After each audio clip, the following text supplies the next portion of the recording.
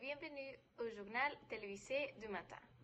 Aujourd'hui, nous avons de nombreux rapports qui seront présentés par Camila, Ricardo, Eric et moi, Fernanda.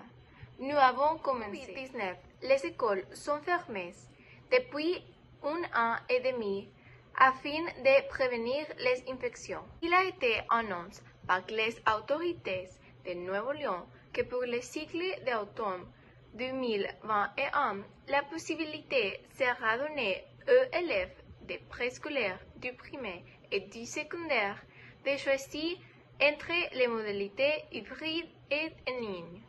Il a également été signalé que pour les ouvertures, les écoles devront avoir des protocoles pour la protection des élèves et des enseignants.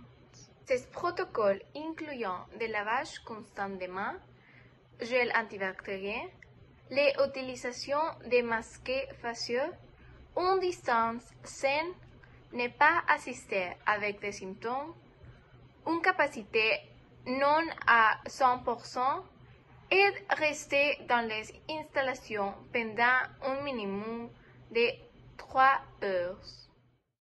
En ce qui concerne le coronavirus, les milieux des agences de santé à New York sont prêts après leurs employés pour éviter de se faire vacciner.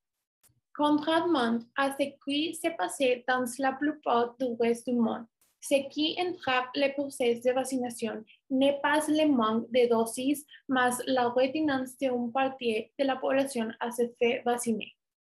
Le pourcentage de personnes non vaccinées sera réduit de 9 points de pourcentage de 25 à 6 pourcentages après que le gouverneur Andrew Cuomo entreprendra la vaccination obligatoire comme condition pour le 6 août. Environ 70 000 des 450 000 travailleurs hospitaliers de la ville de New York n'ont pas été vaccinés selon les chiffres publiés par la presse locale. Eric Zemmour avance rapide. Bonjour, chers téléspectateurs. Votre serveur, Ricardo Lozano, vous accueille avec le même plaisir que toujours. Je vous présente la dernière mise à jour des résultats de tendance pour les élections de 2022.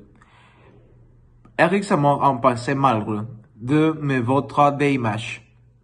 La nouvelle vague de sondages Ipsos montre que les polémitistes d'extrême droite bénéficiaient d'un électorat soldement arrimé, mais la résistance de la Marine Le Pen est en front de ses ambitions.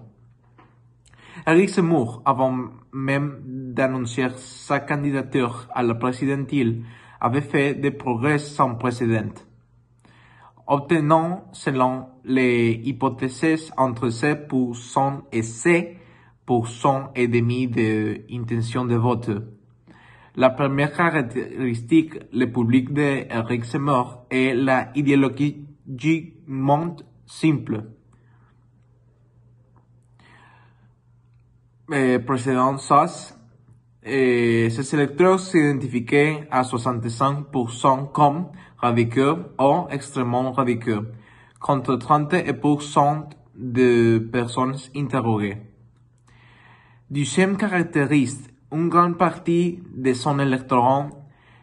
La France donne 300 € aux jeunes pour la culture et ils dépensent en comics et mangas. Le gouvernement français a une idée, lancer une application pour smartphones qui accorde 300 € à chaque jeune pour des achats culturels. L'idée de l'exécutif d'Emmanuel Macron était que découvrir les achats de livres, de musique, de billets de cinéma ou de musées, ainsi d'autres produits culturels. Cependant, l'impulsion de la plupart des gens était claire. Acheter les meilleurs comics et des mangas disponibles en librairie. Comme le reporte le New York Times, l'initiative a généralement été un succès. Je pense que c'est une très bonne initiative, a déclaré Juliette Segar, qui vit dans une petite ville du sud-est de la France et dépendant environ 40 € des vendeurs dessinés japonais et des Maze Runner. Les 2 tiers des livres vendus étaient des vendeurs dessinés et selon l'organisation qui gère l'application, elles ont surpris tout le monde. Les médias français. Bonjour, ici votre host, Eric Villarreal. Comme tout le monde le sait, en ce moment, dans le monde du sport, il y a un doute quant à savoir qui prendra le poste de Ronald Koeman en tant que nouveau directeur technique de Barcelone, puisque Koeman n'a jamais réussi à montrer le niveau qui serait nécessaire. C'est ce que de nombreux noms ont sonné pour la liste des candidats, mais il y a une très forte rumeur qui plaçait Xavi Hernández comme nouveau directeur technique de Barcelone, après son grand succès à la tête de son équipe actuelle au Qatar. Également, comme un avantage avec lequel il y a son passé, le Barcelone, en tant que joueur, et la pression que les fans de Barcelone ont pour lui, le plaçant très haut sur la liste des candidats. Bien que rien n'a encore été confirmé, cet événement pourrait changer le monde du sport et promouvoir Barcelone pour être une équipe plus compétitive. Et comme l'a dit Messi, toutes les bonnes choses ont une fin. Et c'est la fin de notre programme. Et voici tous les 4. Nous espérons que cela vous a plu. À demain à la même heure. Au revoir.